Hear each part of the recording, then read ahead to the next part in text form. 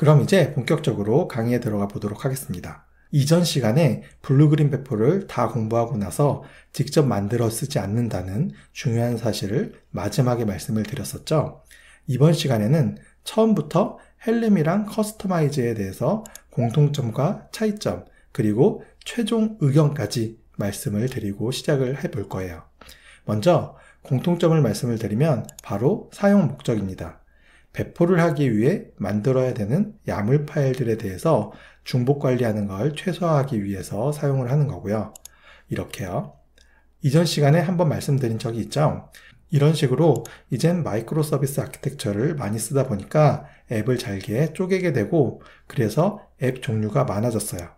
그리고 이건 기존부터 그래왔던 거지만 다양한 환경에 배포를 해야 돼서 그런 거고요. 그리고 두 번째 공통점으로 이 두 패키지 매니저는 다양한 배포 툴에서 지원을 해줍니다. 지원을 한다는 의미는 이 툴들에서 헬름이나 커스터마이즈를 더 편하게 쓸 수 있도록 부가적인 기능들을 제공한다는 건데, 반대로 이 두 패키지 매니저가 거의 대표적이기 때문에 오히려 사람들이 이 두 패키지 매니저를 잘 지원해줘야 배포 툴을 선택하게 되는 요인도 있으니까 배포 툴에서 무조건적으로 지원을 해줘야 되는 것도 있어요. 그래서 공통점은 여기까지고, 이제 다음으로 차이점인데, 지금부터 말씀드리는 내용은 그냥 그렇구나 정도로만 알고 넘어가 주세요. 해보지 않는 건 크게 와닿지가 않거든요. 이걸 외울 필요도 없고요. 그냥 이 강의를 쭉 듣다 보면 자연스럽게 알게 되는 내용들이기도 해요. 그래서 말씀드리면 먼저 배포 편의 기능이 헬름은 200개 정도 되는 거에 비해서 커스터마이즈는 10개 정도밖에 안 됩니다.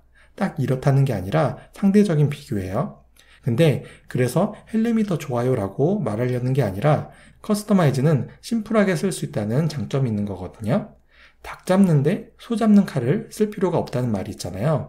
딱 그런 느낌이라고 보시면 돼요. 지금은 파이프라인을 구축하는데 많은 기능은 필요가 없고 빨리 공부를 해서 구축을 해야 돼 라고 했을 때 이 커스터마이즈를 써야 되는 거죠. 그리고 다음으로 각각의 패키지 매니저를 이용해서 하나의 패키지를 만들었을 때 그 패키지를 활용할 수 있는 범위인데, 이건 제가 권고를 하는 사항이고요. 헬름은 한 패키지를 만들어서 마이크로 서비스 목적이랑 이 다양한 환경으로 배포를 하는 데까지 사용을 해도 좋아요. 패키지를 구성할 때 이 두 목적을 모두 챙기면서 만들 수 있다는 거고요. 커스터마이즈는 OR이에요. 둘 중 한 목적만 선택을 해서 패키지를 구성하는 게 좋습니다. 엔드도 불가능한 건 아닌데 활용 범위를 늘릴수록 점점 패키지 내부에 파일 양이 많아지는 구조라서 그래요. 그럼 또 이 파일들을 관리하는 게 복잡해지기 시작하는 거죠. 다음으로 사용 목적입니다. 커스터마이즈는 딱 내 프로젝트에 앱을 패키지화 시켜서 배포하는 목적으로 쓰이고, 헬름은 그거 받고 기업 제품을 패키지하는 데도 쓰여요. 대부분의 오픈소스들은 여러 가지 설치 방법들을 제공을 하잖아요. 그 중 하나로 꼭 들어가는 설치 방법이 헬름인 거죠. 보통 오픈소스를 설치하는 사람들이 각자 환경이 다르고 설치하고 싶은 구성이 조금씩 다를 수가 있잖아요. 헬름은 그런 상황에 따라서 각자 자신의 환경에 따라 조절을 할 수 있도록 패키지를 만들 수가 있습니다. 그래서 유즈 케이스를 보면 이건 종합적인 결론이긴 한데, 헬름은 앱이 5개 이상이 있고 주로 대형 프로젝트를 할 때 많이 쓰이고요. 커스터마이즈는 앱 종류가 5개 미만의 간단한 프로젝트를 할 때 주로 쓴다고 볼 수가 있어요. 그래서 이제 마지막으로 대망의 최종 의견을 말씀을 드리면, 쿠버네티스를 하면서 무조건 여러 오픈소스들을 도입하게 되고 그 오픈소스는 대부분 헬름 형태로 배포를 합니다. 그렇기 때문에 헬름은 어차피 알아야 되는 거고요. 그래서 처음엔 학습이 어렵지만 헬름을 먼저 쓴다면 커스터마이즈를 사용할 필요는 없어지게 돼요.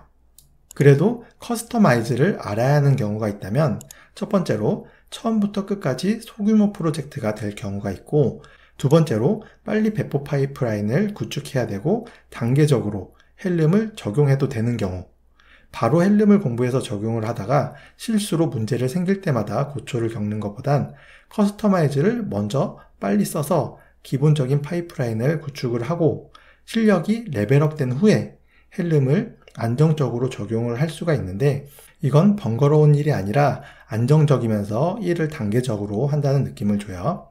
그리고 세 번째로 이미 누가 커스터마이즈로 배포 파이프라인을 적용을 해놔서 분석해야 되는 경우입니다. 이건 당연하죠? 이런 경우가 있을 수 있기 때문에 헬름을 선택을 하셨더라도 이번 강의만큼은 커스터마이즈를 충분히 이해해 놓기를 바라요. 그래서 여기까지가 헬름이랑 커스터마이즈에 대한 정리와 최종 의견을 먼저 말씀을 드린 거고, 대충 이 두 패키지 매니저에 대한 두 가지 기능에 대해서 차이가 감이 오셨을 거라고 생각을 해요. 근데 지금부터 비교를 하면서 실습을 해볼 건데, 다 하고 나면 이 내용들이 당연하겠네 라고 생각이 될 거니까 지금 딱 와닿지 않아도 괜찮아요.